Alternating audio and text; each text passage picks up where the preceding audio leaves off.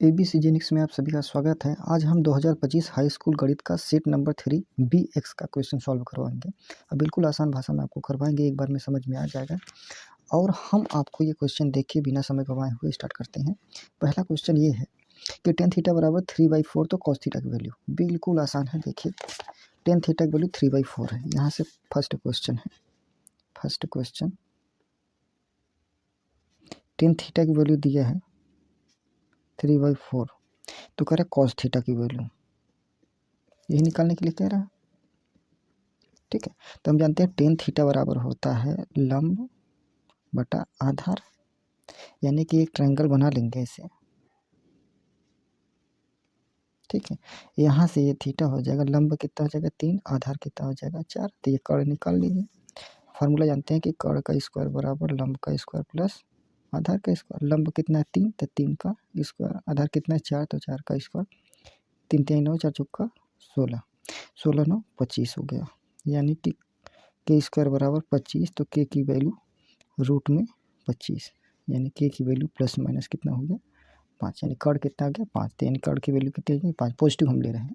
तो cos theta की value निकालनी है, तो इसलिए cos थीटा बराबर आधार बटा कर्ण होता है। आधार बटा कर्ण, आधार कितना है 4 है, कर्ण कितना है 5, यानी 4/5 इसका आंसर हो जाएगा। देखिए 4/5। ठीक है, पहला वाला यही हो जाएगा आंसर। दूसरा वाला देखिए, कह रहा है एक पासे को एक बार फेंका जाता है तो एक सम संख्या आने की प्रायिकता क्या होगी। सम संख्या आने की प्रायिकता, पासा फेंका जा रहा है। दूसरा क्वेश्चन देखिए, दूसरा क्वेश्चन। ठीक है, दूसरा क्वेश्चन यहीं लगाते हैं। दूसरा क्वेश्चन है तो पासा फेंका जा रहा है। पासे पे कौन कौन सा नंबर होता है 1 2 3 4 5 6, 6 नंबर होते हैं पासे पर। तो सम संख्या आने की प्रायिकता यानी probability of even number. Even number, तो हमने आपको पिछले क्लास में भी बताया कि किसी भी संख्या की प्रोबेबिलिटी निकालने की, इवन का मतलब सम होता है, सम संख्या। तो किसी भी संख्या की प्रोबेबिलिटी निकालने के लिए उसकी संख्या बटे टोटल संख्या, यानी इवन नंबर की संख्या कितनी है। इवन मतलब सम संख्या, इवन मतलब क्या सम संख्या। इवन कौन कौन सा है 2 है 4 है 6 है, तो 3 संख्या हो। इसकी संख्या यानी सम संख्या की संख्या कितनी है, वो किसी भी प्रोबेबिलिटी निकालने के लिए उसकी संख्या, यानी इवन नंबर की संख्या कितनी है 2 है 4 है 6 यानी 3 हो, बटे टोटल नंबर कितना है 6 बटे 6। 3 एक कम 3, 3 2 6, यानी कितना हो जाएगा 1/2, यही प्रोबेबिलिटी हो जाएगी। बस यही आंसर है। तीसरा देखिए कि निम्नांकित बारंबारता बंटन का माध्यक वर्ग होगा। माध्यक वर्ग कैसे निकालेंगे, सबसे पहले वर्ग अंतराल लिखेंगे, फिर बारंबारता लिखेंगे। ठीक है, इसी से वर्ग अंतराल लिखिए, फिर बारंबारता के लिए लिखिए, तभी माध्यक वर्ग बनेगा। बना के दिखाते हैं, वर्ग अंतराल फिर बारंबारता। तीसरा क्वेश्चन, तो वर्ग अंतराल यहाँ लिखो, वर्ग अंतराल यहाँ लिखो बारंबारता।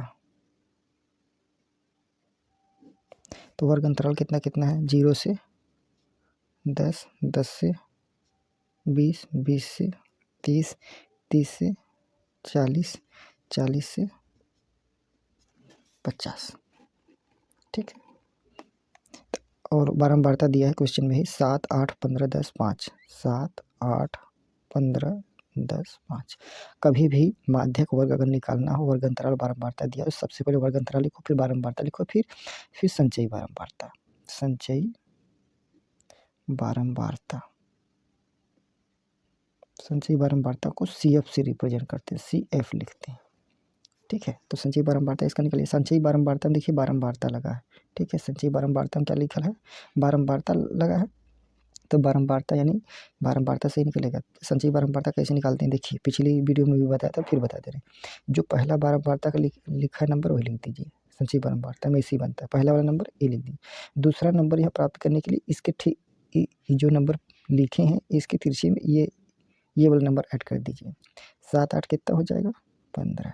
नेक्स्ट नंबर लाने के लिए इसके ठीक नंबर नीचे वाले नंबर में ऐड कर दिए 15 15 कितना हो जाएगा 30। 30 में ये 10 जोड़ दीजिए कितना हो जाएगा 40। 40 में ये 5 जोड़ दीजिए कितना हो जाएगा 45। संचयी बारंबारता निकल गया। तो अब बारंबारता को ऐड कर दीजिए। बारंबारता को एफ से रिप्रेजेंट करते हैं। ठीक है, तो पूरा पूरा ऐड करेंगे तो समेसन एफ हो जाएगा। ठीक है, सबको जोड़ दीजिए। देखिए 5 5 10 8 18 18 2 20 20 5 25 हो जाएगा। 2 1 1 2 2 2 4। कभी भी पेपर में टाइम कम रहे तो ये बारंबारता जो ऐड किए हैं पूरा यही वाला नंबर आता है, संचयी बारंबारता का लास्ट वाला नंबर देखिए आता हमेशा ही है, यानी इसको हम n भी लिखते हैं, इसको हम क्या लिखते हैं कैपिटल N, तो इसलिए n/2 निकालेंगे, हमेशा ऐसे में n/2 निकालेंगे। तो n/2 यानी 45 डिवाइडेड बाई 2 करेंगे, कितना आ जाएगा 2 दूनी 4, 2 दूनी 4, 1 बचा 2 बचा, यानी 22.5 आएगा। अब देखिए 22.5 किस में देखना पड़ेगा आपको, संचयी बारंबारता में देखना पड़ेगा, संचयी बारंबारता में देखना पड़ेगा, संचयी बारंबारता। संचयी 22.5 किस में आएगा, इसी नंबर में आएगा, 30 में ही तो 22.5 आएगा।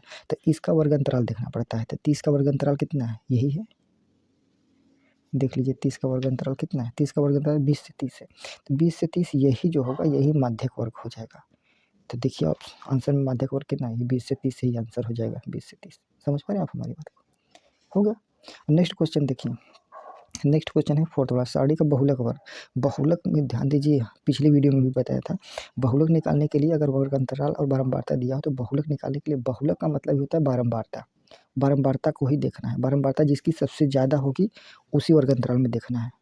तो बहुलक का वर्ग देखना है, इसका मतलब बारंबारता जिसकी सबसे ज़्यादा किसकी है बारंबारता, देखिए इसकी 2 है, इसकी 7 है, 11 है, 8 है, सबसे ज़्यादा किसकी है, यही 11 सबसे ज़्यादा बारंबारता है, जो सबसे ज़्यादा है वही देखना है। तो इतने बारंबारता में सबसे ज़्यादा 11 ही है, तो 11 का वर्ग अंतराल देखेंगे, वर्ग अंतराल 11 का कितना है 10 से 15, 10 से 15 ही बहुलक वर्ग हो जाएगा। तो ऑप्शन में 10 से 15 कौन सा है, डी, देखिए यही आंसर हो जाएगा, बिना लगाए हो गया ये आंसर, ठीक है, यही हो गया। अब देखिए ये 55 नंबर, निम्नलिखित में से कौन सी घटना की प्रायिकता नहीं हो सकती, देखिए 4 ऑप्शन दिया है।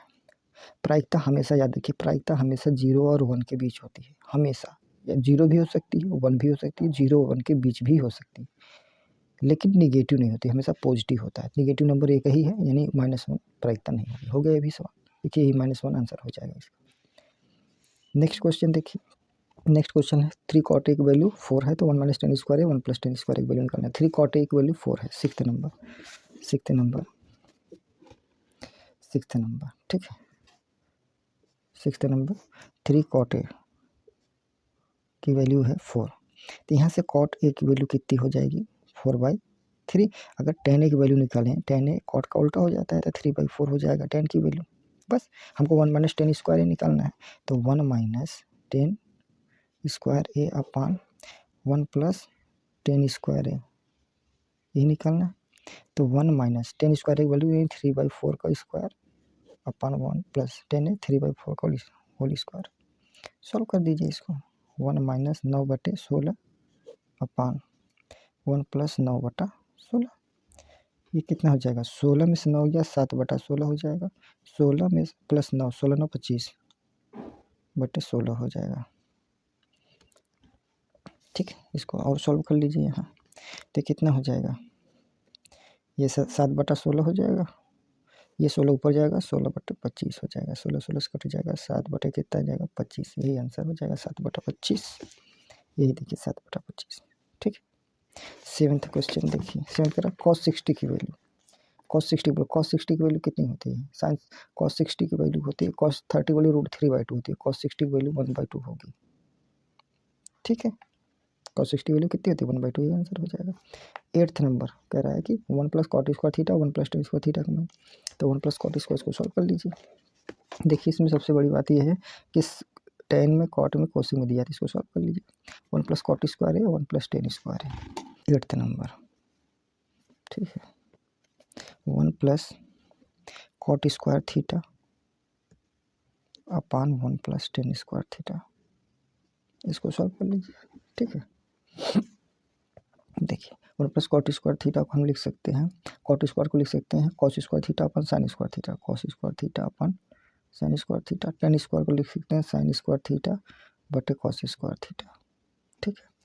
यहाँ से देखिए ये sin स्क्वायर थीटा हो गया, sin square theta plus cos square theta, इसमें मल्टीप्लाई कर दिए, ये cos upon sin square theta divided by cos square theta plus sin square theta upon cos square theta.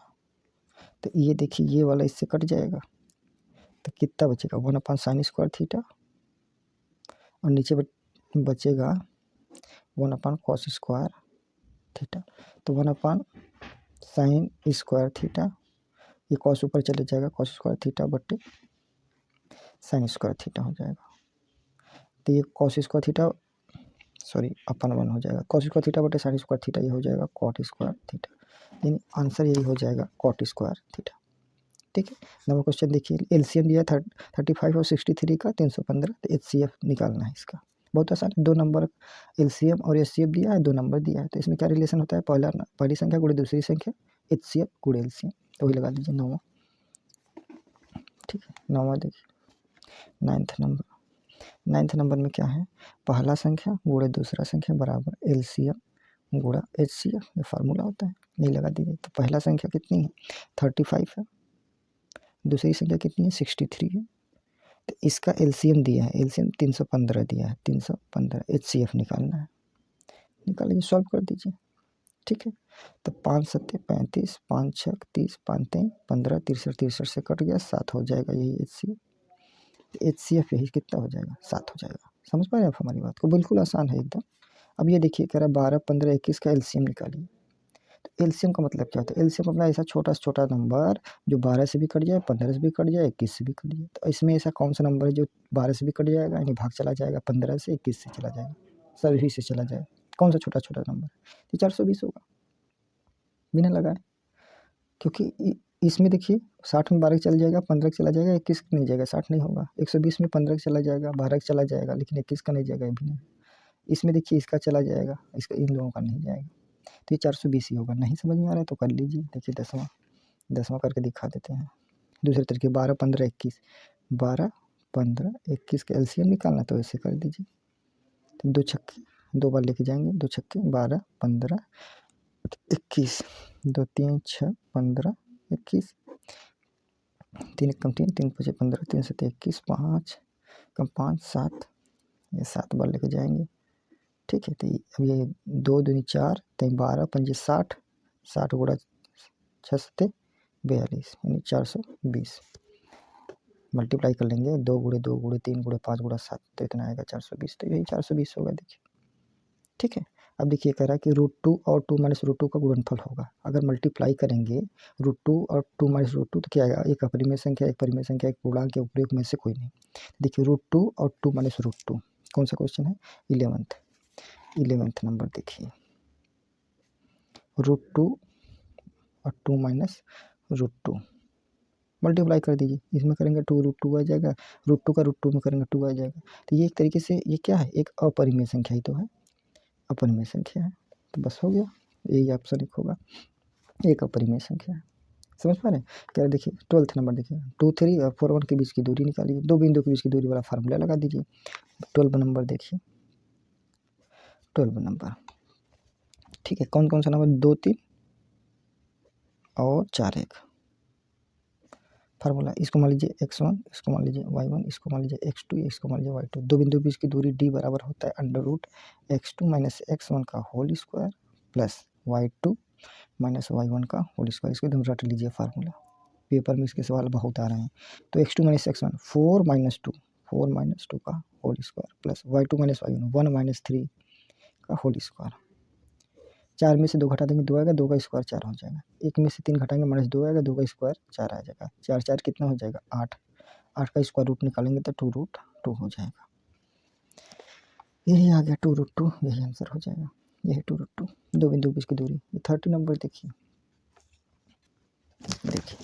ये क्वेश्चन नंबर देखिए 13। 5 centimetre त्रिज्या वाले एक वृत्त के बिंदु P पर स्पर्श रेखा PQ O केंद्र से जाने वाली एक रेखा से बिंदु Q पर स्पर्श मिलती है। OQ 12 सेंटीमीटर, PQ की लंबाई। 5 सेंटीमीटर त्रिज्या वाले एक वृत्त के बिंदु P पर स्पर्श रेखा PQ केंद्र O से जाने वाली, तो 5 सेंटीमीटर त्रिज्या का एक पहले वृत्त बना दीजिए। क्वेश्चन नंबर 13,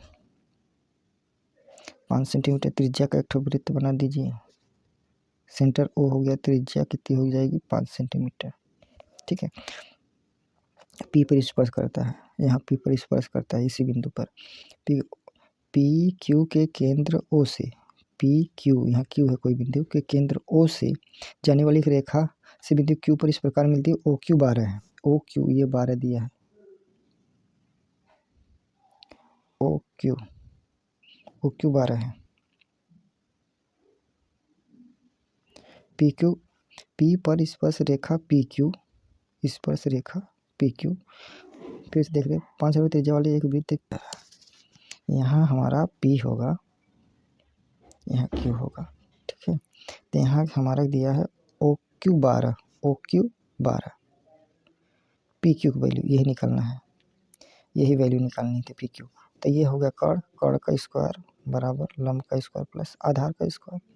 कर्ण कितना है 12, 12 का स्क्वायर, लंब कितना है 5, 5 का स्क्वायर, आधार निकालना है 12 पर हम 144, 5 बचे 25 ए स्क्वायर, 144 में से 25 घटा दीजिए, 144 माइनस 25 बराबर ए स्क्वायर। तो 14 में से 5 गया 9, 3 में से 2 गया 1, ठीक है, ए स्क्वायर यानी ए की वैल्यू अंडर रूट में 119 आ जाएगी, 119 यही आधार हो जाए, यही हो जाएगी पी क्यू की वैल्यू। समझ पा रहे हैं, आसान है, बस इसमें फिगर बन जाएगा तो आ जाएगा, ठीक। नेक्स्ट क्वेश्चन देखिए, नेक्स्ट क्वेश्चन है कि चित्र में डी, ये चित्र बना, पहले चित्र हम बना लेते हैं यहीं पर। 14 त्रिभुज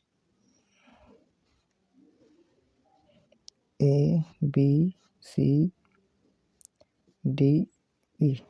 चित्र दिया है, क्या डी पैरेलल BC, ये इसके पैरेलल है, और AD बराबर 3, AD बराबर ये AD 3 दिया, DE 4 दिया है, DE ये 4 दिया है, DB 1.5, DB 1.5।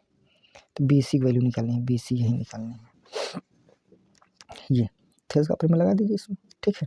थेल्स का प्रमेय छोटा भुजा बटे बड़ी भुजा, छोटा भुजा बटे बड़ी भुजा, छोटा भुजा बटे बड़ी भुजा, बस भाई यही थेल्स का प्रमेय। तो ये दिया है तो AD बटा AB, AD बटा AB डिवाइडेड बाई DE बटा BC, यही थेल्स का प्रमेय, ठीक है। AD कितना है 3, AD 3 है, AB कितना है देखिए, ये इतना है, ये 1.5 है, तो पूरा कितना हो जाएगा 4.5, और DE कितना है 4 है, BC निकाल सकते हैं, बस निकाल लीजिए, है ये डेसिमल हटा के एक जीरो यहाँ बढ़ा दीजिए, 5 9 45, 5 6 30, यानी 6 BC बराबर 4 गुणा 9, 2 दूनी 4, 2 3 6, 3 1 3, 3 3 9, यानी BC की वैल्यू कितनी हो जाएगी 3 दूनी 6, यानी ये 6 सेंटीमीटर BC की वैल्यू आ गई। समझ पा रहे हैं, यही देखिए 6 सेंटीमीटर, ठीक है। 15 वाला क्वेश्चन देखिए, 6 सेंटीमीटर त्रिज्या वाले एक वृत्त के त्रिज्यखंड का कोण 60 डिग्री, त्रिज्यखंड का क्षेत्रफल, त्रिज्यखंड का क्षेत्रफल का एक ही फार्मूला होता है, वही लगा दीजिए, आंसर आ जाएगा। देखिए त्रिज्यखंड का क्षेत्रफल का फार्मूला 15 नंबर, त्रिज्यखंड का क्षेत्रफल जो होता है, ठीक है, त्रिज्यखंड का क्षेत्रफल होता है पाई r स्क्वायर थीटा बटे 360 डिग्री, ठीक है। पाई देखिए आंसर जो है पाई में दिया है, ठीक है, तो इसलिए पाई की वैल्यू नहीं हटाएंगे, तो पाई ही रहने देंगे, पाई r यानी त्रिज्या कितनी है 6 है, तो r का स्क्वायर तो 6 गुणा 6, थीटा यानी कितना दिया है 60 डिग्री डिवाइडेड बाई 360, बस सॉल्व कर दीजिए, 60 कम 60, 60 छक्का ये कट गया, 6 6 से कट गया, 6 पाई हो जाएगा, ये आंसर हो जाएगा 6 पाई, ठीक है। नेक्स्ट क्वेश्चन देखिए, पृष्ठीय क्षेत्रफल मतलब संपूर्ण पृष्ठीय क्षेत्रफल, फिर से पढ़ दे रहे हैं, देखिए 10 सेंटीमीटर भुजा वाले दो घनों के संलग्न फलकों को मिलाकर एक ठोस बनाया जाता है, इससे प्राप्त घनाभ का पृष्ठीय क्षेत्रफल, पृष्ठीय मतलब संपूर्ण पृष्ठीय क्षेत्रफल, 10 सेंटीमीटर भुजा वाले दो घनों को, तो दो घनों को मिला रहा है, ठीक है, देखिए 2 घन को मिला है, ये 16 नंबर, 2 घन अगर इसका हम फिगर बनाएंगे तो इस टाइप का फिगर बनेगा, एक घन ये हो गया, घन का मतलब चारों भुजाएं बराबर होती है, ठीक है, तो इस टाइप का अगर 2 घनों को मिला दिया जाए,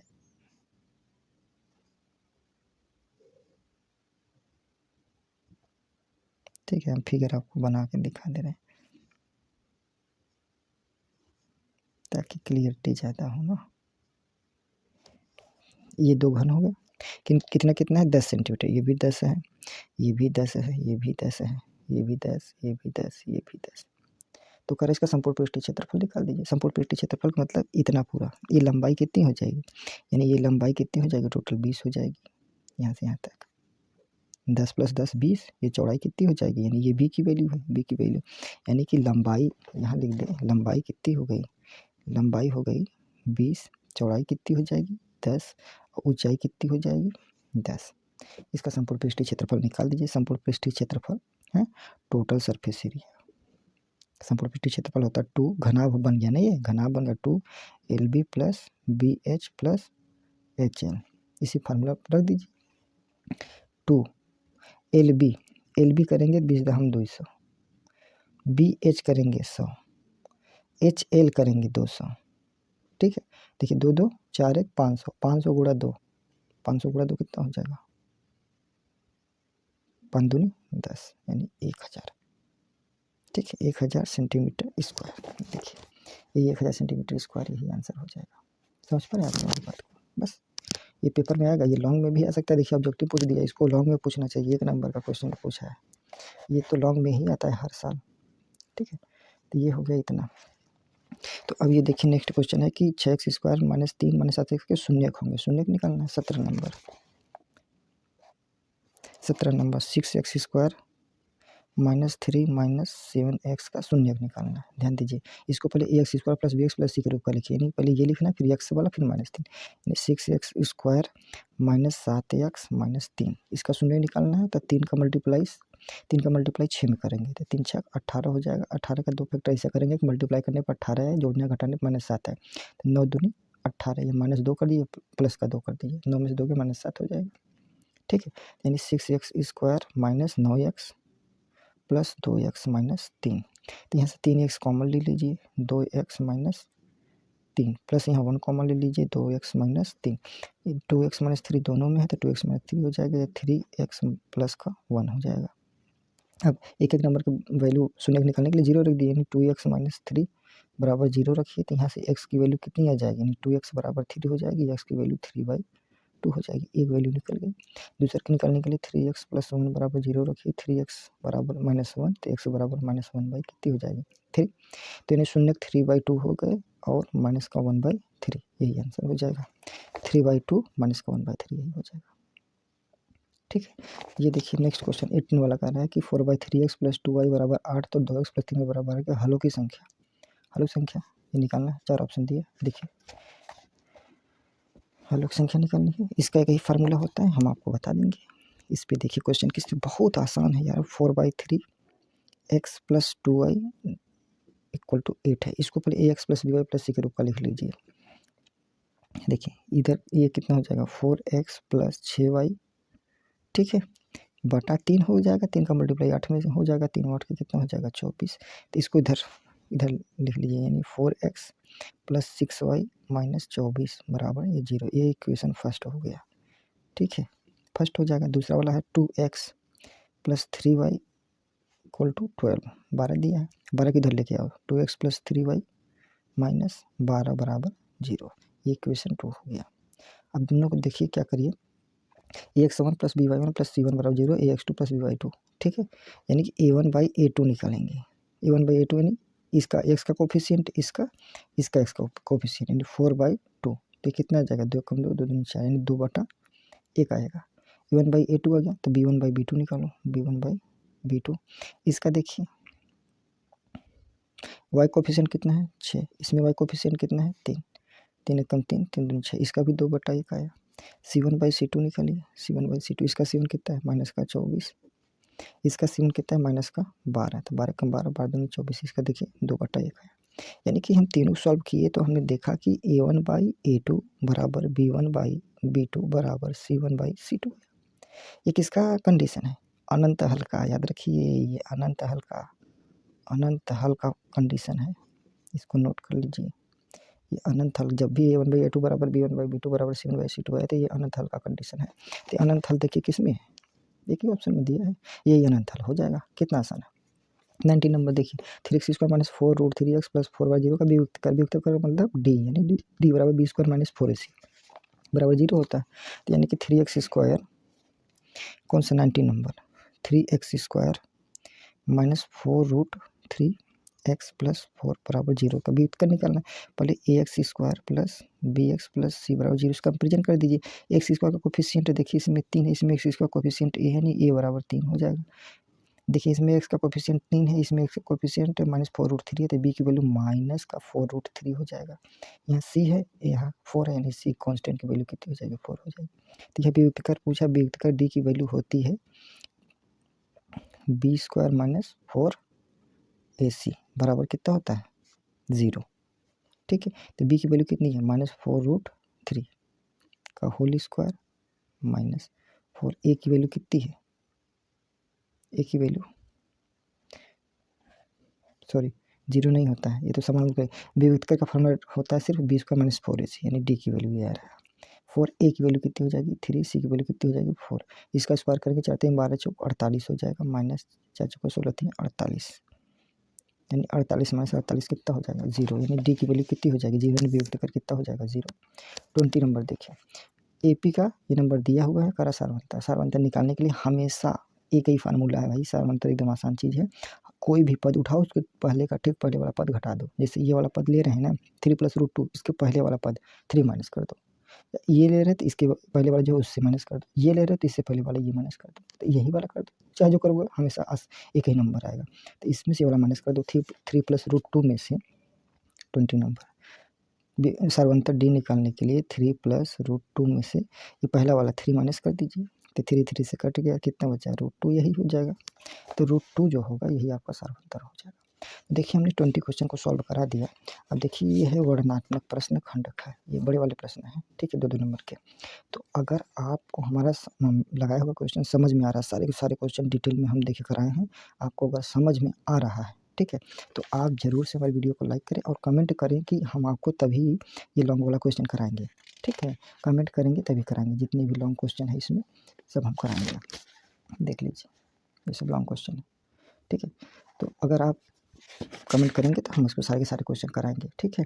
तो हमारे चैनल को जरूर से सब्सक्राइब करें, आगे आने वाले हम सारे के सारे पेपर देखिए अगली बार हम ये सेट 4 कराएंगे, ठीक है।